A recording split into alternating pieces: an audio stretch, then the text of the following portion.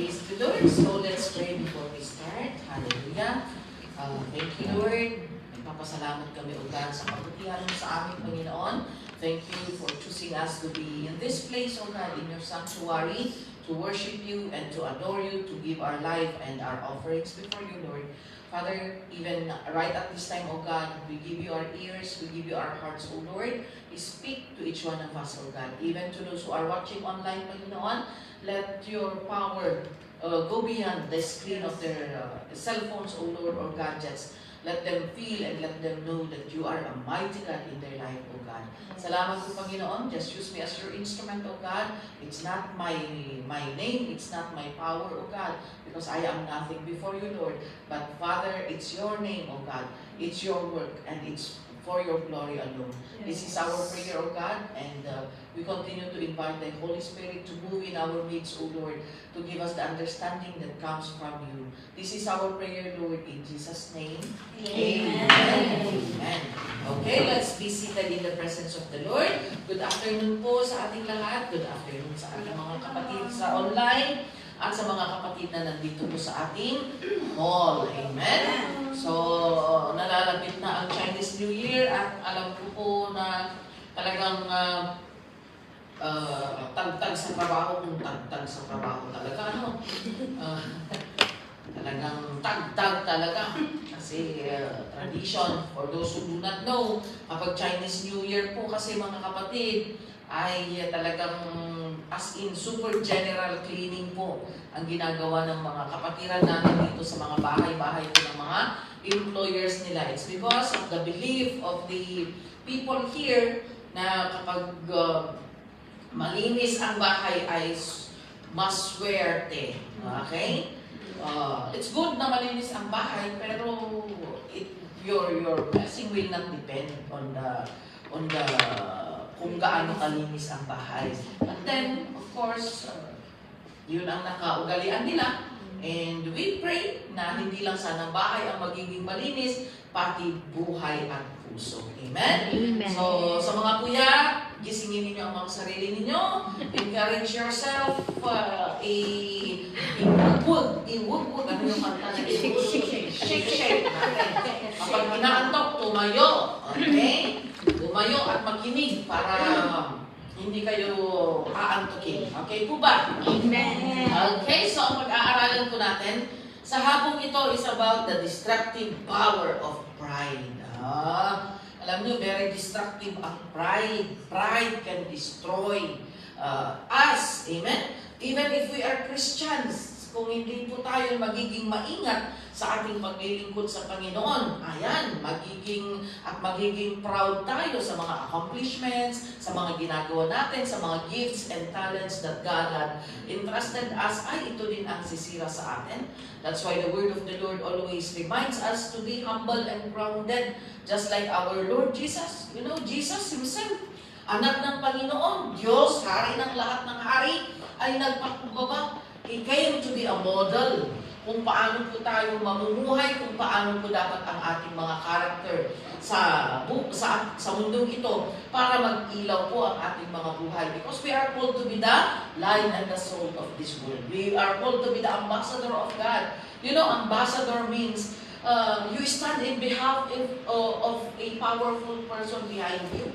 Sikat ni mangitakder ken kuana. And it's the same spirit that we are the ambassadors of the Lord here on earth. Kaya sa bahay ng amo mo, ambassador ka ni Lord. Kaya dapat yung character ni Lord ang ipakita mo. Di ba? Yung character ni Lord ang ipakita natin kasi ambassador tayo ni Lord. Malalaman nila na mabuti ang Panginoon dahil sa pag-uugali mo. Okay? Kung mali, opposite yung pinapakita natin sa pinopost natin sa Facebook, yan, magpo-comment sila. Akala ko ba Kristiyano ka? Diba? Kung naman Kristiyano ka, ay, gimong ka, gimong. O, diba? Doon na po persecute. That's why God Himself said in His Word that my name ay nayuyurakan, nasisira, it's because of your own doing. Dahil ipinapahiya natin ang ating Panginoon. That's why, let's learn how destructive pride is to us. Even we believers, hindi po tayo exempted. Hindi porke naging Kristiyano po tayo, ay exempted na tayo na i-attack ng pride na ito. Actually, even as Christians, tayo ang subject ng attack ng demonyo. Tayo yung tinitira ng demonyo. And one weapon that Satan has over us is pride. Kasi yan yung yan siya eh. Kaya nga inapalayas siya doon sa langit. It's because of pride. And if you can notice, pride is P-R-I-D-E. What is the center of the word pride? I. When your life becomes I, siya tinalaing, siya ti akinamo, siya ti arang-aramid, siya, ako. Oh, yan. That is the start of pagiging proud. And pride is very destructive. Sabi ko nga, napalaya si Lucifer from heaven. It's because of pride. Dahil sa talino niya, dahil sa galing niya, you know, Satan is, siya si Lucifer. He was a great musician, very talented. Yeah? Napakagaling na angel in heaven si Lucifer. Pero yung galing niya, linampasan niya na gusto niyang lampasan, yung galing nito. He wants to dwell doon sa pinakataas, higher than the dwelling of the Lord. Oh, kaya delikado. Okay? So let's learn what does the Bible say about pride. Para mag-ingat tayo. Amen? Para makita natin, once pride manifests in us, i-rebuke na natin kaagad. If the devil will put in pride in us, sometimes hindi natin maiiwasan, lalo na kung galit tayo, tapos lalo na if people betrayed us or something na mayroong nag-arise na misunderstanding, o hindi natin mamamalayan, yan, isusumbat na natin lahat ng ating mga ginawa. So, it's good to learn kung ano po ba, paano natin maiiwasan ang pagiging proud because it is very destructive. If we can see Proverbs 16:18, sabi niya dito, pride goes before distraction. Pride muna bago distraction. Okay? Bago distraction, meron munang cost. Meron munang cause of distraction. And pride. Okay? Pride muna. And a haughty spirit before a fall. I would like to read it in Tagalog. Ang sabi niya, ang kayabangan ay humahantong sa kapahamakan at ang nagmamataas ay ibabagsak. Oh, ang kayabangan, ang pagiging mayabang ay nagre-resulta o humahantong sa kapahamakan. At ang mapagmataas ay ibabagsak. Oh, and God is true to His word. Amen? Sometimes the people fall. Hindi nila naiintindihan. It's because of their kayabangan. Amen? Amen. Meron yung isang tao na actually, sabi ni Bishop one time, sabi niya, isuro yung man, nagkito yung balpanan. Because there was a man, palaging involved sa accident, nabangga na nag-survive, nabangga na naman, nag-survive, nabangga na naman, nag-survive. Maka ilang ulit nang nag-survive. Nung nag-investigate si Bishop natin, bakit ba palaging nadidisgrasya ito? Ay, sabi ng pastor niya, nagsukir Bishop dahil ito. Oh, dahil sa kasukiran, dahil sa pagiging mapagmataas, dahil sa pagiging mayabang. Yan. Pride first and then distraction. We praise God na mayroon pa rin grace ang Panginoon at doon na siya natuto sa paulit-ulit na naranasan niya na aksidente. Yun, ano na siguro yung ulo niya. Na-align na yung mga brain cells niya. Tuminog, umayos na. Amen? So, let's be very careful kasi very destructive ang pride. Maaari, ang kanya, tingingaw na siya. God is gracious to you, Kung hindi ka na din mayabang ka at hindi ka na din destroy, God is gracious to you and He is waiting for you to go back to the Lord and make things right. We do not boast na, ako favorite kasi ako ni Lord. Hindi pwede. There's no favoritism with God. Once na naging proud tayo, destruction will follow. Amen? Ibabagsak tayo ng ating Panginoon in order for us to learn our lessons. Okay? Ano ba ang pagiging proud? Kasi, ang pagiging, hindi lang yung magyayabang na, ang dami kong pera, ang dami kong mga ari-arian, hindi lang yung gano'n. Sometimes even if you are the one at fault, if you do not recognize and you do not say sorry, proud yan, pagiging proud yan. That is pride. Yung alam mo, ikaw na ang may kasalanan, ikaw pa yung, di ba ka nagsasarap, nagtatal na ako? Hindi. Kung nagtatal na ka, ka nag-sorry. That is still a form of pride. Hindi ka masumagot, pero hindi ka rin naman nag-sorry. That is still a form of pride. Amen? If you are at fault and you do not recognize that you are at fault, and then ituturo mo pa ang finger mo sa ibang tao, that is pride. Amen? Kaya yan, tinuturuan mo na tayo ng ating Panginoon. And ano ang distraction after pride? Makikita natin that ang unang-una, pride leads to shame. Okay? Pride leads to shame. Ang pagiging palalo o pagiging mayabang ay ipapahiya niya tayo. Diba? Minsan yung mga mayayabang tapos nung napahiya na sila, ay ayaw na nilang magpakita. Kaya tignan ninyo yung mga sa Pilipinas. Ang yayabang nilang i-display yung mga ari-arian nila. Nabugin pala na out from the kabad ng bayan. Isa-isa nilang tinago yung mga di-display nila. Tapos turuan na ng turuan. You see, pride will lead you to shame. Mayabang ka tapos hindi pala sa'yo. Di ba? Nung nanglaman na hindi pala sa'yo, di napahiya ka. When pride comes, in Proverbs 11:2, ano ang verse natin dyan? When pride comes disgrace. When pride comes, then comes disgrace. But with humility comes wisdom. Ang taong mayabang ay madaling mapahiya. Ngunit may karunungan ang taong mapagpakumbaba. Yes. Kung mayabang ka, ay mapapahiya tayo palagi. Lalo na kung walang katotohanan ang ating ipinagyayabang. Amen? Lalo na kung hindi pala totoo yung sinasabi natin. Ano? So pride will lead us to shame. Amen? Mapapahiya tayo dahil sa ating mga kayabangan. But then, ano ang sabi niya? Sa mga pagpakumbaba, wisdom will be upon them. Hallelujah! Amen? And the wisdom na tinutukoy po ng ating Panginoon dito is the wisdom. Hindi yung wisdom na yung talino na sa standard ng tao, pero yung wisdom na pagiging wise in the Lord. Amen? Yung mamumuhay tayo ng naaayon sa kalooban ng ating Panginoon. Yan po ang ibig sabihin yan. And the Lord will lift up those who are humble. Malapit po ang Panginoon sa mga mapagpakumbaba na mga tao. Amen? At ang humility, sometimes people misperceive humility na ang tahimik. Akala natin dahil ang tao ay tahimik, humble na. Hindi po. Humility is not about the being silent. Kasi kahit silent yan, kung kumukulo naman ang dugo sa loob niya. Diba? Mag-murmur naman yung isip niya.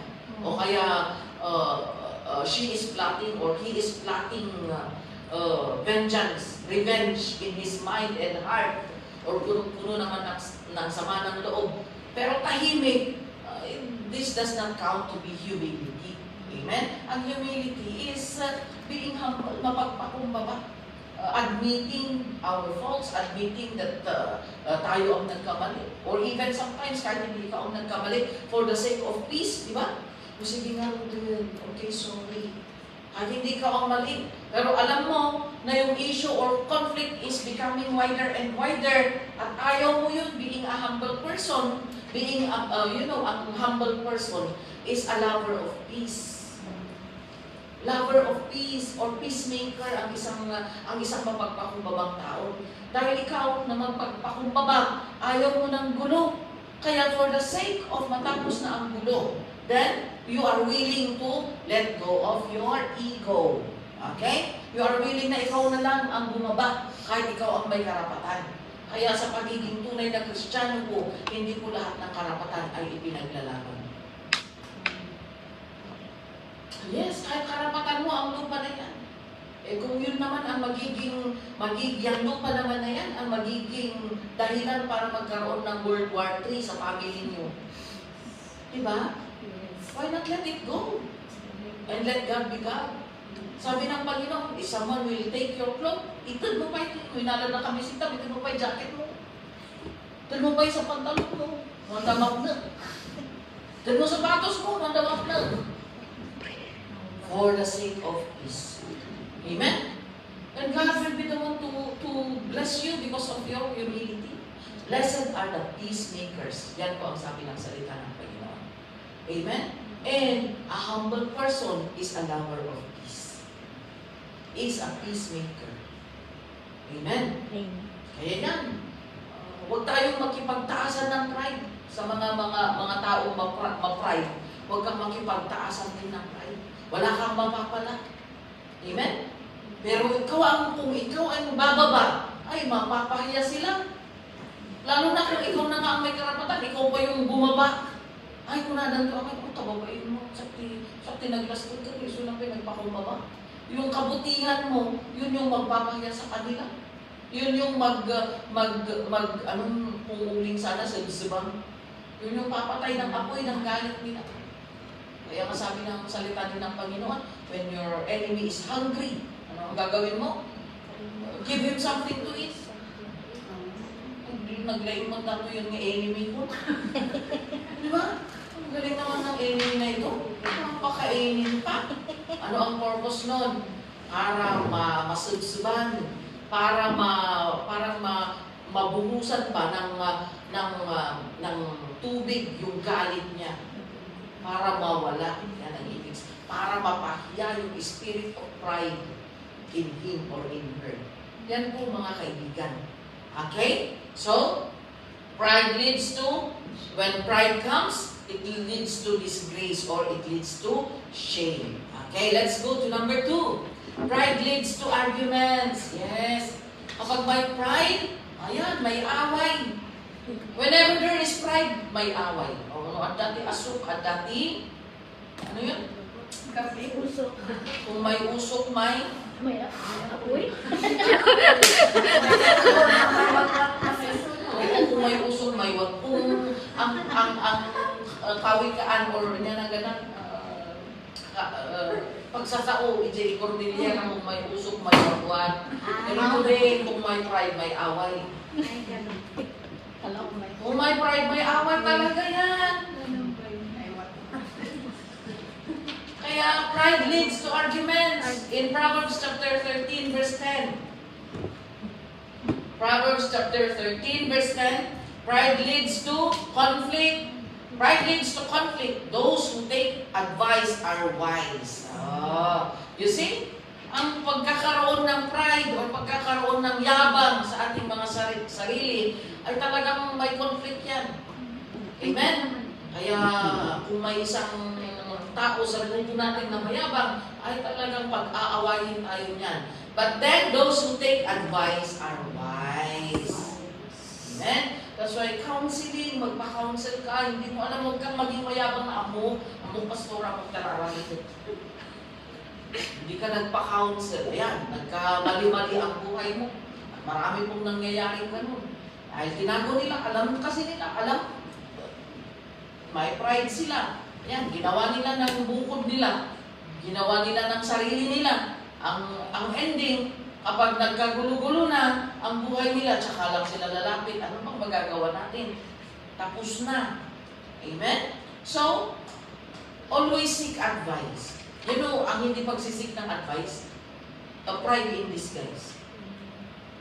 Well, lalo na kung alam mong hindi mo alam ang gagawin mo. Pero ayaw mo pa rin mag-seek ng advice. Ayaw mo pa rin magsalita. Ayaw mo pa rin i-consult sa mga alam mo na nakakaalam. O lalo-lalo na sa pastor mo. Amen? You know, being a part of the family, it's but proper to let your parents know. Diba? Kasi naman tayo, tinunod ni pamilya tayo. Diba? At ang problema mo, meron kang kinakaharap ng problema, ay lam mo ka na mamang kandidatin. You know, it hurts the parents kapag ganun tayo. Amen? Na wala silang alam. Lalo pa at yung yung kapitbahay mo, alam na. Pero yung magulang mo, hindi pa. Amen? Ganyan din po sa ating spiritual. That's why we are always encouraging you that in every decision that you do, especially kung anong tawag dito, maaapektuhan ang inyong paglilingkod. Seek counsel. Seek advice from your spiritual parents, spiritual leaders. Amen? Para hindi kayo mapahamak. Yan po. Kasi pride leads to conflict, pero ang isang tao that would seek advice is wise. Amen? Okay. Ano pa? Pride cuts us off from God and others. Yes. Ang pride, ang kayabangan, ang pagiging arrogant. Yan ang naghihiwalay sa atin sa Panginoon. Yan ang naghihiwalay sa atin sa Panginoon at sa ibang tao. Kaya tingnan niyo yung mga mayayabang, yung mga may hangin. Malakas ang tama, ano ba? Mahangin. Malakas ang hangin. Mga malalakas ang hangin. Tingnan niyo kung konti lang ang friends nila. Kung may friends man sila, malalakas din ang hangin nila. Yes, sama-sama silang malalakas ng hangin. Because, birds of the same feather flock together. Yes. Kaya yung mga mayayabang, ang friends nila, mayayabang din. Because the humble cannot stay long with the proud.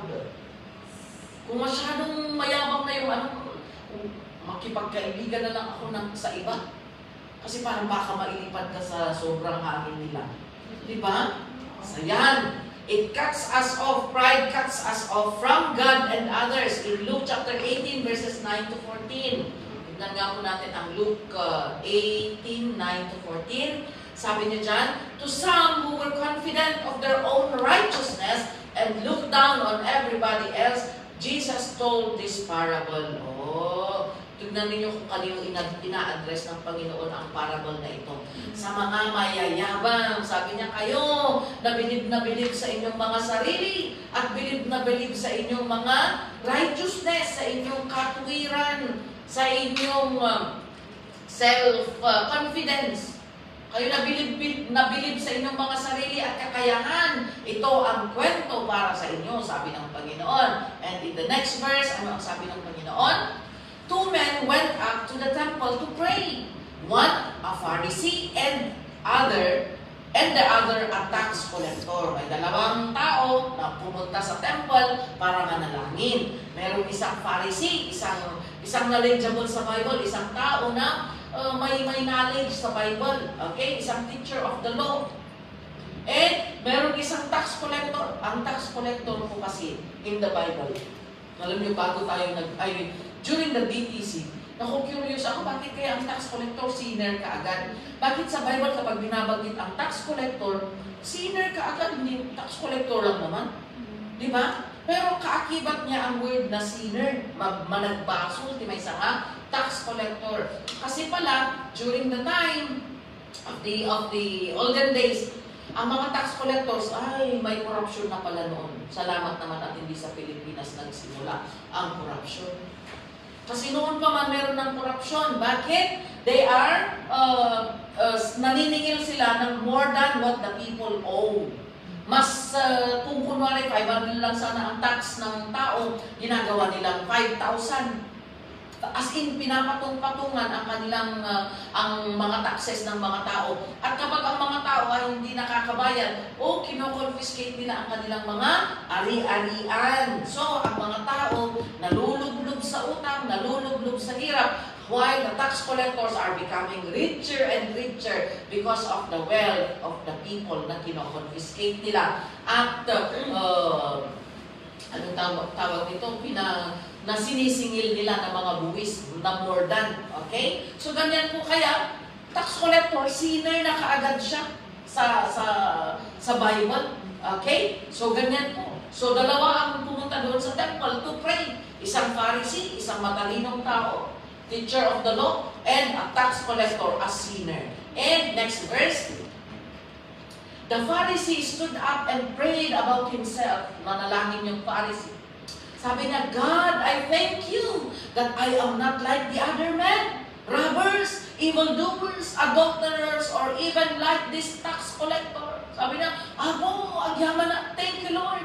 Tahan kakas nakadagiti basol tinda mga managbasol, nga taktakaw, evildoers, adulterers, and pati dito tax collector na nagdalo. Yun ang panalangin niya. And then, in the next verse, I fast twice a week and give a tenth of all I get. Ag fastingan ako, ag kararaka, ag tatay sa kapatid ag offering ako. And in verse 13, but the tax collector stood up. Yun yung panalangin ng Pharisee.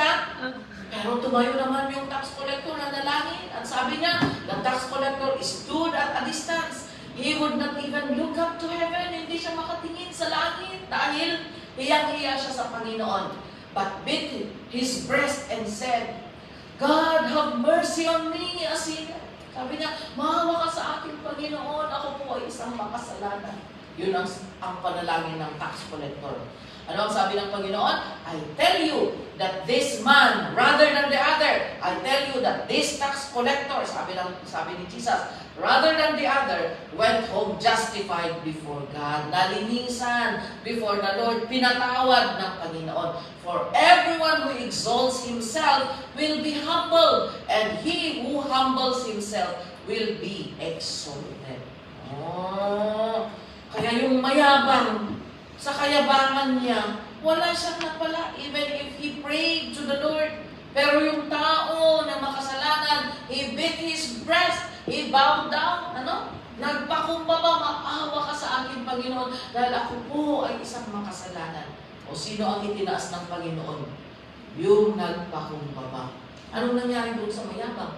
Fasting ang ako, mamintal doon, di makadulin ko. Ang tatay sa ag-offering ako. Ilas-las tug na, diyan pa nagserbina. So let's be very careful with with our motives. Amen? Kahit masipag ka, sa'yo na lahat ng ministry, kaya mo lahat ang ministry. Pero kung lagi mo namang ikinukwento na ikaw lang ang nakakagawa, ako lang kasi ang magaling sa Monday group. Ay, ako lang nagpa-fasting talaga sa Monday group. Ako lang ang nagtatides, ako lang. Kung ganun na, ay Jesus, delikado. Amen? So let's be very careful. Let everything that we do be done for the glory of God. Amen? We thank God for the ability. Kung marami kang nagagawa, kung nadidiscover mo na marami kang mga gifts and talents, praise the Lord, it is God who gave you those abilities. Amen? Thank you, Lord, dahil kahit na ganito na I'm so weak, marami akong weaknesses, marami akong pagkukulang, Panginoon, marami akong nagagawang kasalanan, and yet you chose me, you entrusted me these gifts, Panginoon. Thank you, Lord. Lord, gamitin mo lang ako para sa iyong glory. Bantayan mo ang dila ko, Panginoon. Bantayan mo ang puso ko, Panginoon, para hindi po ako magmayabang. Amen? Ganun po, mga kapatid. Let that be our prayer. Lalo na kung madidiscover mo na marami kang gifts and talents, ay ipabantay mo kay Lord. Kasi delikado. Kung yan ang magbe-break sa'yo, it should build you up to serve God more. Pero kung yan ang magbe-break sa'yo dahil magiging proud ka, ay wala. Nothing will be credited to you. Amen? So yan po, mag-ingat po tayo mga kaibigan, because pride will cut us off from God and from other people. And in 1 Corinthians chapter 1, verse 26 to 31, tignan nga natin. 1 Corinthians chapter 1, verse 26 hanggang 31, it says here, brothers, think of what you were when you were called. Lahat tayo ng mga Kristiyano at nagsasamba sa Panginoon, isipin natin, let us recall kung paano ba tayo tinawag ng Panginoon. That many of you were wise by human standards. Hindi kayo lahat matalino by human standards. Hindi tayo lahat magaling by human standards. Not many were influential. Hindi tayo galing sa mga ma-influensyang pamilya. Hindi tayo galing sa mga mayayaman na pamilya. Hindi tayo, not many were of noble birth. Hindi tayo nang galing sa mga kilalang mga pamilya na politicians or contractors. Wala, hindi tayo galing doon. Diba? Galing tayo sa mga simpleng pamilya lang. Sabi na dito, alalahanin ninyo Paano ba kayo tinawag ni Lord? Kailan ba kayo tinawag ni Lord? Nung bang walang-wala kayo? Nung bang wala kayong maipagmamalaki? Isipin ninyo, hindi kayo lumaki or hindi kayo pinanganak sa yaman ng mga mayayaman. Okay, hindi kayo pinanganak na maging from influential family, from mga mayayamang pamilya, sa mga kilalang pamilya. And in the next verse, but God chose the foolish things of this world to shame the wise. God chose the weak things of this world to shame the strong. So you see, ang pagpipili po ng ating Panginoon, it's not what you are. Amen? It's not what you have. It's not what you have accomplished. It's not where you came from na family. Hindi po yan ang basehan ng ating Panginoon. Sabi niya, God chose the foolish things. We were once foolish, but thank the Lord, God chose us. Amen? Amen. We were once foolish. Sa amin ang saying, we were once foolish. Amen. We have done a lot of foolishness in our life. Ang dami nating mga kamali. Ang dami nating kahinaan. But God chose us. Ano ang purpose ng Panginoon? To shame the wise. To shame yung mga tao na mayabang. To shame those who have accomplished so much that they have made their accomplishments the foundation of their life. Kaya ngayon, kung yan tayo, bakit hindi yung mga attorney ang tinawag ni Lord? Bakit hindi yung mga nurses sa hospital? Bakit kayo mga kumyan? Bakit tayo mga kumyan? Ang tinawag ng Panginoon, to shame those who have accomplished much. Tayo yung pinagkatiwalaan ng Panginoon ng katotohanan. Kahit kung yan ka, nalaman mo ang katotohanan. Amen? Kahit kung yan ka, ipinagkatiwala sa iyo ng Panginoon ang susi ng kaligtasan. Imagine that. Amen? So if you are believing yourself, padayawan tayo ni Apo Diyos, ah? If God is trusting you, then trust yourself also, ah? Diba? Yes. God chose you. God has a purpose kung bakit mo nakilala ang Panginoon. God has a purpose kung bakit napapakinggan mo ang salita ng Panginoon. And if God had chosen you and had trusted you, na malaman mo ang totoo at makuha mo ang susi ng kaligtasan, why don't we trust ourselves also? Amen? Amen. Kaya meron kang magagawa. Marami kang magagawa sa ating Panginoon. Amen? So, pinili ng Panginoon ang mga mahihina, ang mga foolish, mga mangmang, para sa ganun ipahiya ang mga matatalino sa sarili nilang pamamaraan, matatalino sa sarili nilang mga isip. To shame those who are strong. Yung mga mayabang, pinagyayabang ang kanilang mga kalakasan. Tayong mga mahihina ang pinili ng Panginoon in order to shame the strong. To tell them that their strength na nagmumula sa sarili nilang will ay hindi kaaya-aya sa ating Panginoon. Amen? And in the next verse, let's see. He chose the lowly things, yung mga mababa. Kaya yan, pati kung yan, pinili ng Panginoon. Praise the Lord. Amen? Amen. Kaya kahit kung yan ka, dapat mataas ang palakpak mo sa Panginoon. Bakit? Kung yan ka, pinili ka ni Lord. Amen? He chose the lowly things of this world and the despised things, even yung mga despised things, yung mga rejected na mga tao, pati yung mga wala nang saysay ang kanilang mga buhay, kahit yung mga sirana ang kanilang mga buhay, pinili ng Panginoon to be a living testimony of His grace and power. Kaya yan, yung mga PDLs natin na miniministruhan, this is what we are passing. That even if they have done so much things in their life, or they have done something na naging dahilan para makapasok sila sa bilangguan, God had chosen them to be a bearer of the truth and of the grace of God. Amen? So even the lowly things and the despised, yung mga walang importance na mga tao, they were chosen by God. And the things that are not, to nullify the things that are. Pinili ng Panginoon even those yung mga walang saysay ang kanilang buhay in order to shame those who are proud. Amen? In verse 29, let's see. So that no one may boast. Ano ang reason ni Lord kung bakit yung mga mabababa ang pinili niya? Para hindi tayo magmalaki. Para wag na kasi kung pinili niya yung mga maltatalino, ay pinili ako ni Lord kasi matalino ako, marami akong magagawa, ay kasi mataas ang grades ko, o kaya ay ganito ang skill ko. Wala mag-boast tayo sa ating mga sarili. Kaya ginawa ni Lord yung mga walang-wala, yung mga mabababa ang pinili ni Lord in order that yung mga matataas ay hindi magmalaki na sila ay importante. Amen?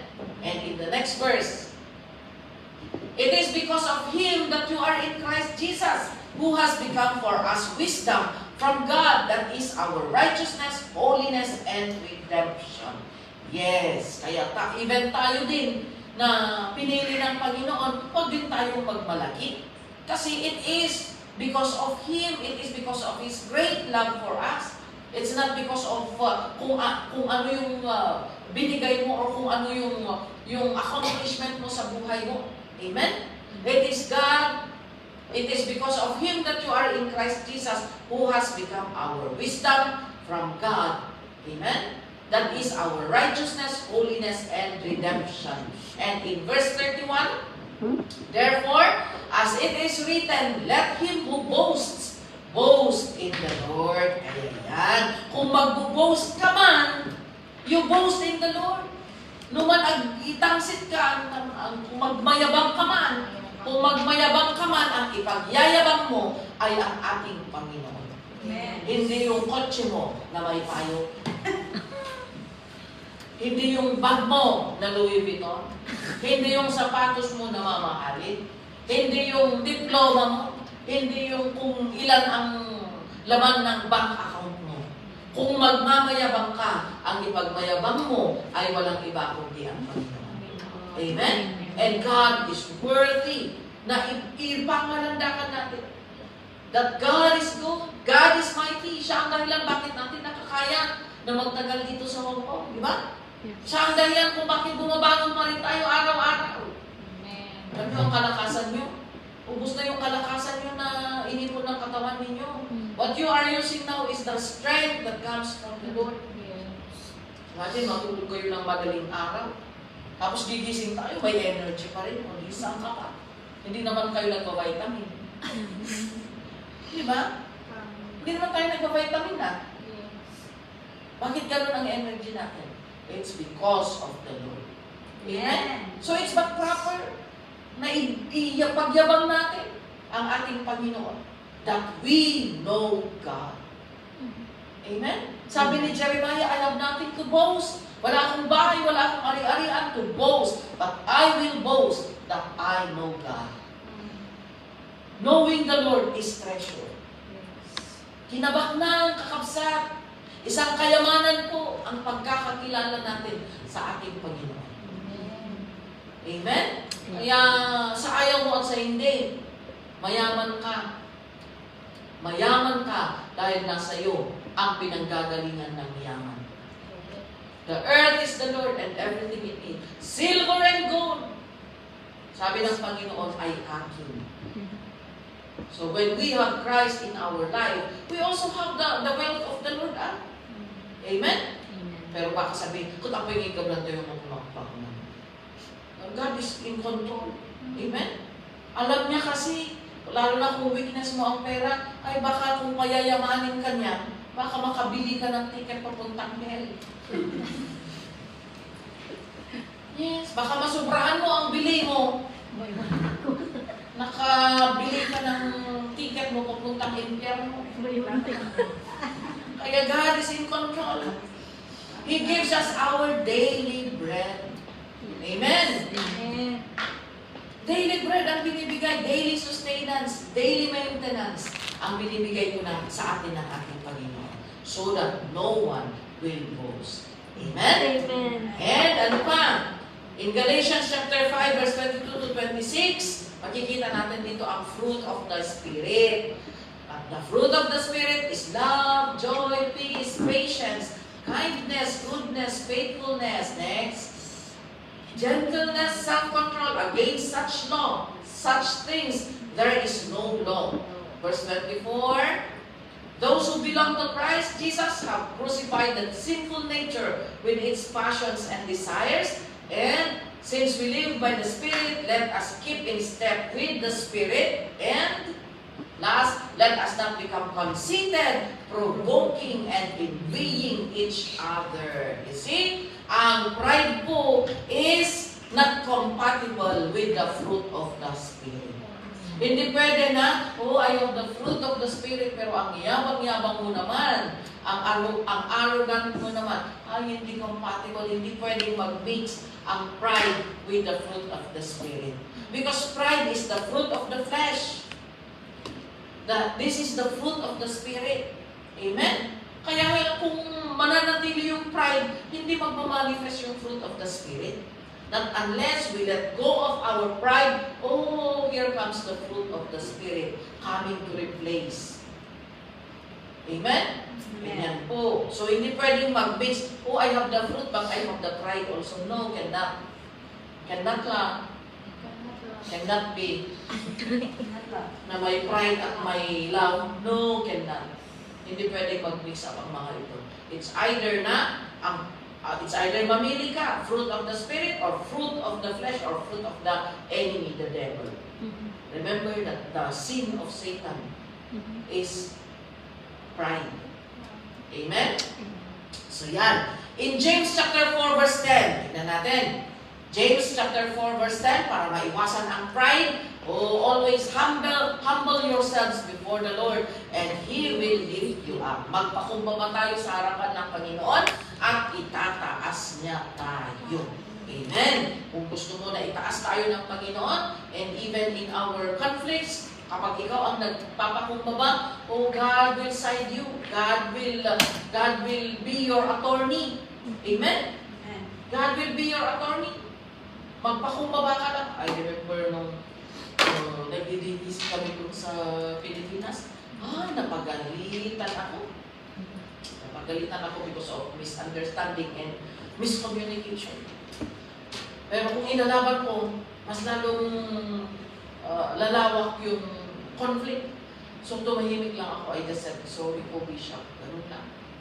Pero di minsan, hindi ako may kasalanan. Hindi naman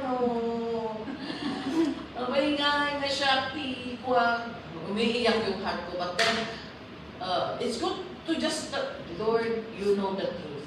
And I don't need to fight for the truth, Lord, because I know that you have your way of bringing it up and revealing it. After 2 days, sila na ang napagalitan. Kasi nalaman na ang katotohanan. So, sabi na ni Bishop, pahingi man nga kasi jetting kasi tayo. So, parang, thank you. So, sometimes, kailangan natin matutunan. As a believer, it's not always, protest, kahit ikaw ang may laban or ikaw ang nasa tama. If you reasoned out at hindi pinakinggan at naging close-minded ang lahat, just humble yourself. Sorry po. Just say sorry and let God be God. God has a way of bringing it to light. Amen? Papakita ng Panginoon. Hallelujah. So, humble yourself before the Lord. Kung ikaw ang may karapatan at ikaw ang nagpakumbaba, ipagpasa Diyos mo na lang. Because God will lift you up. God will, siya ang mag-e-explain. At kung ang Panginoon ang nag-explain, ang sarap sa pakiramdam. Amen? Amen. Hallelujah. Ano pa? Verse 6. Tingnan nga natin. James 4:6. Last verse natin. Sabi niya, but He gives us more grace. That is why the scripture says, God opposes the proud, but gives grace to the humble. Ngunit sapat ang biyayang ibinibigay ng Diyos, kaya nga sabi ng kasulatan, kinakalaban ng Diyos ang mga mapagmataas. Kung ayaw mong maging kalaban ka ni Lord, awayin mo na ang lahat, maging kalaban mo na ang lahat, wag lang si Lord. Never kang mananalo. Maging kalaban mo na ang lahat, wag lang si Lord. Pero kung magpagmataas tayo, hambog tayo, We have pride in us. God opposes the proud. Okay? God opposes the proud. Kinakalaban ng Panginoon ang mapagmataas. Pero ano ang ginagawa niya sa mga nagpapakumbaba? Ngunit kinakahabagan ng Panginoon ang mapagpakumbaba. Ano ang gusto mo? God will favor you or God will be your enemy? God will favor you. Yes, God's favor. Amen? Amen. God's favor, God's grace. Huwag nating kalabanin ang ating Panginoon. Amen? So yan po mga kapatid. Kaya kapag if you feel like you are becoming proud, i-rebuke na ninyo. Amen? Kung magsisimula ng